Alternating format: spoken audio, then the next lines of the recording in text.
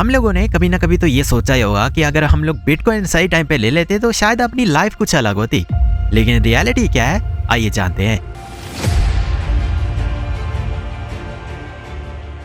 और इसे जानने के लिए हमें समय में थोड़ा सा पीछे जाना होगा, जहां पे मार्केट क्रैश हुआ था 2008 में, जहां पे बहुत ही बड़े बड़े इन्वेस्टमेंट बैंक्स डूबने की कगार पर आ गए थे और जिसका पूरा का पूरा असर पड़ा था आम आदमी की जेब पर।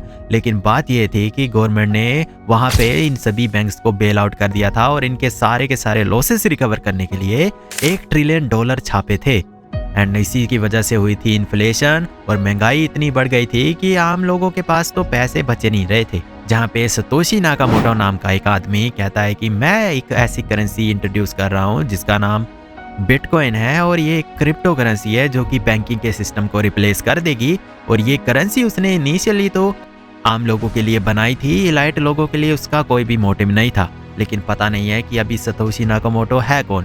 खैर छोड़िए इसे साइड में, अभी देखते हैं कि क्या हम लोग बिटकॉइन कभी भी खरीद सकते थे। तो इसे जानने के लिए हमारे पास 3 ऐसे पॉइंट्स हैं। पहला हमारा पॉइंट आता है कि इंटरनेट की इनइक्वालिटी।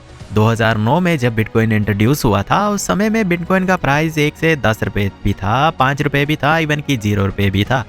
तो उस समय में अगर हम लोग खरीद लेते तो आज हमारे पास काफ़ी पैसे होते, ये तो आप सभी लोगों को पता ही होगा। लेकिन बात यह है कि अगर हम लोग उस समय में बिटकॉइन खरीदना चाहते तो कैसे खरीदते। हमारे पास ना ही कोई इन्फॉर्मेशन का सोर्स होता, ना ही हम लोग कुछ कर पाते, क्योंकि इंटरनेट हमारे इंडिया में बहुत ही ज़्यादा लेट पहुंचा था। अगर उस समय इंटरनेट था भी तो वह बहुत ही ज़्यादा वीक था एंड मोस्टली इंटरनेट सिर्फ बड़ी से बड़े लोगों के पास ही था। आम लोगों के पास इंटरनेट एक्सेस बहुत ही ज़्यादा रेयर था, तो लोग इन्फॉर्मेशन ही नहीं ले पाते, तो बिटकॉइन खरीदना तो सवाल ही नहीं उठता।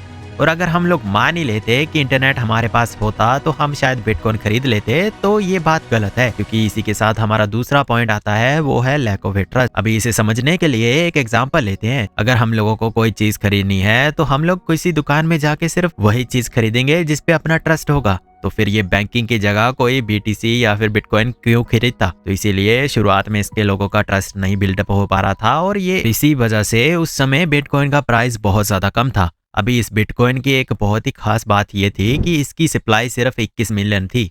अगर हम लोग 21 मिलियन से ज़्यादा बिटकॉइन लेना चाहे तो हम लोग चाह के भी नहीं ले सकते। इसकी सप्लाई लिमिटेड थी और इसीलिए इसका प्राइस बढ़ता। और 1 मिनट के लिए सारी बातों को इग्नोर करके मान लेते हैं कि हमारे पास इंटरनेट होता और हम लोग बिटकॉइन पर ट्रस्ट भी कर लेते, तो क्या हम लोग बिटकॉइन अपने पास खरीद सकते थे। तो इसका जवाब होगा बिल्कुल भी नहीं, बहुत ही मुश्किल था, क्योंकि ये बिटकॉइन कोई गोल्ड नहीं है, ये फिजिकल करेंसी नहीं है बिल्कुल भी, जिसे हम लोग अपने पास स्टोर करके रख सकते थे। ये सभी के सभी डिजिटल करेंसी में आता है और इसकी प्रॉब्लम ये थी मोस्टली यूएस बेस्ड लोगों के पास ही था इसका एक्सेस। और यहाँ पे किसी इंडियन को खरीदना होता तो उसे शायद फॉरेन में किसी बंदे को पेपाल करना पड़ता और वहां से वेट करना होता कि शायद वो मुझे बिटकॉइन दे देगा।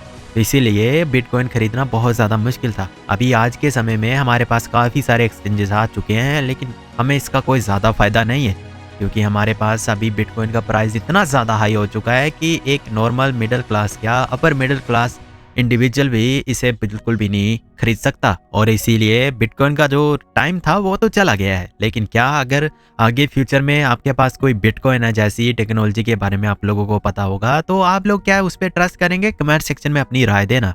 वैसे तो ये मेरी पहली वीडियो थी, मैंने कुछ ऐसा अलग ट्राई करने की सोची है, पर अभी आप लोग मुझे फीडबैक दे सकते हैं। वैसे मैं आपको मिलता हूँ अगली वीडियो के साथ में।